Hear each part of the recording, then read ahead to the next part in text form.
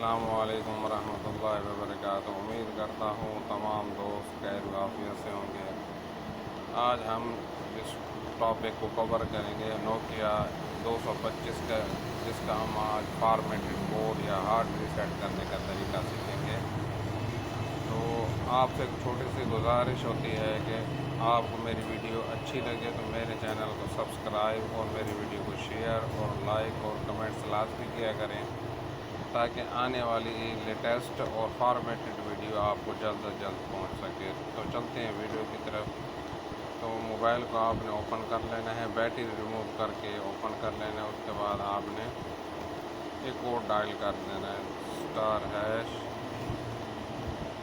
*7370#۔